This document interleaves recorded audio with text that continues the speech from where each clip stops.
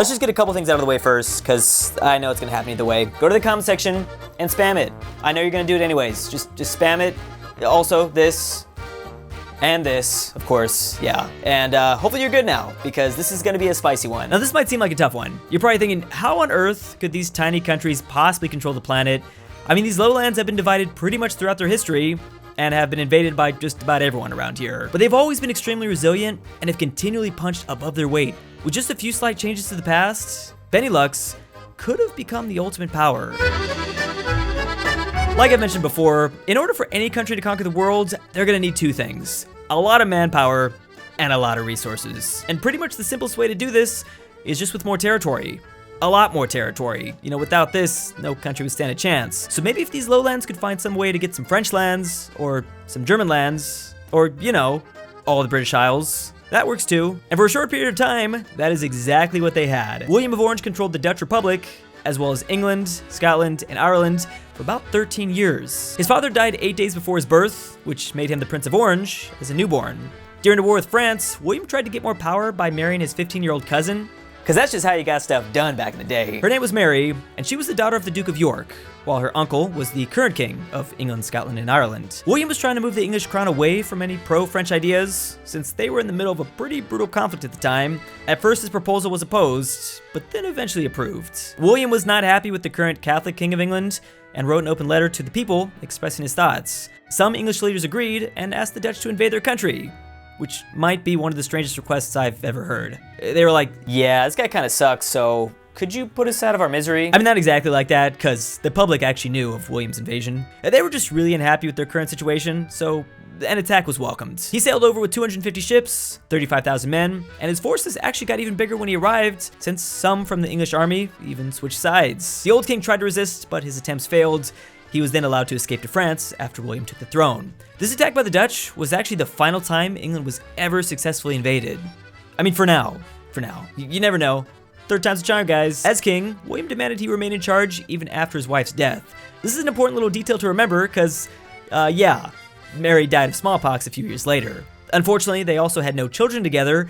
That was a pretty big problem for this Anglo-Dutch union. William was frequently absent while Mary was alive because he was out fighting the French. Maybe if he stayed home more often, you know, this situation might have been avoided. Now luckily, all he had to do was go out, remarry, and have a child. Everything would be okay. He had a special agreement with Parliament, so William could provide everyone with a new heir. He also had 8 more healthy years of life left, which means he had enough time to go find some cutie and do his thing.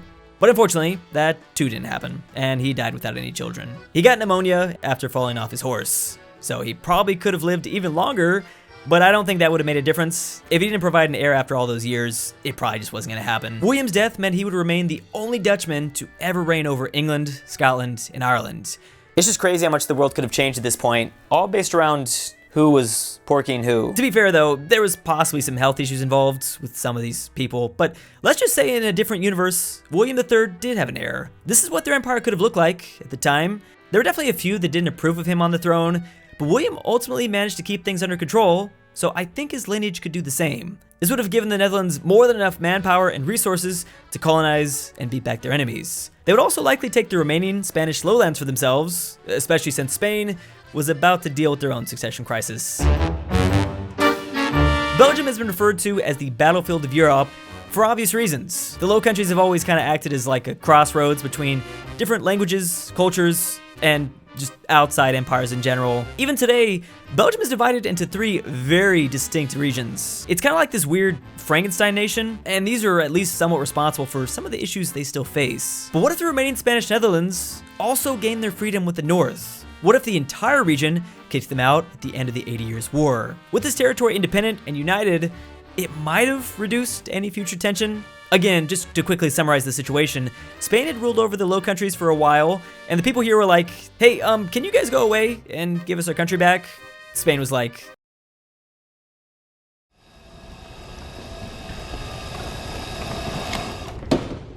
how about no, you crazy Dutch bastard? Spain managed to hold on to modern-day Belgium and Luxembourg, and the lowlands would remain divided for another 100+ years. The United Kingdom of the Netherlands did form after Napoleon did his thing, but by that time it was way too late. The Dutch needed to integrate these areas much earlier if they wanted a slight chance at world domination, and I think it's safe to say the political climate was pretty different in the 1650s compared to the 1800s. Everyone here working together to finally kick out the Spanish after 80 years might have helped this area look past their differences. Now, there's also another incredibly important reason why the Netherlands would need Belgium for their empire, and it's called the Industrial Revolution. Machines, manufacturing, and steam power were about to change everything.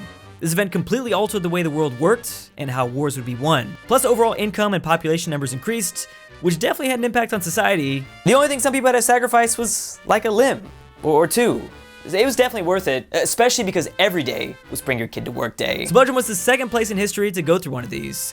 This state specifically was the first region to successfully follow the British model. It also helped that the area already had a long history in the textile business, so it was kind of a natural evolution. The Netherlands, on the other hand, didn't go through an industrial revolution. There were many reasons for this, but constant war didn't help.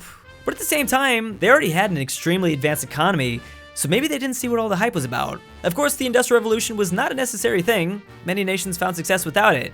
However, the event did force a lot of places to eat up more land, and it also made eating up more land just a whole lot easier, if that makes any sense. But even with a united Benelux that went through an early change like this, it was still gonna need a lot more help. The scramble for Africa could have changed a few things, assuming they didn't already control new lands here from before, which they very likely might have, since this united empire got their independence centuries earlier in our scenario. Anyways, the Belgian Congo could have turned into the Belgian Central African Territory. That doesn't sound that good, but hopefully they can work on a better name. Belgium was also one of the first places to get land on this continent during the whole scramble. With more influence and power, maybe they could have demanded more. Then this could have saved them from like a German invasion in 1914, but that's really hard to say. A stronger power in this part of Europe might have made them think twice about going through this thick speed bump. Participating in the Great War and arguing for even more African territory might have worked too, though. To be honest, Benelux was gonna need a lot more land in continental Europe way before this, either way. The region just doesn't have the population to compete with neighbors on a level playing field.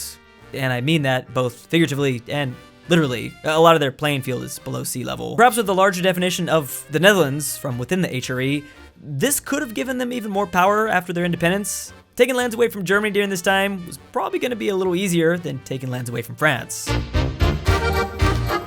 Besides what I've already mentioned, there are plenty of other ways these Swamp Bros could have conquered the world together, one of which being Burgundy replacing France. I didn't include this one because Burgundy didn't originate from the lowlands, but I at least wanted to mention it. Then there was also the Dutch becoming an even bigger colonial power. They did pretty incredible relative for their size, but with more help, they could have replaced Portugal as the only power in Brazil, or kept their East Indian Company if the Anglo-Dutch War went a little different, or even colonized all of Australia.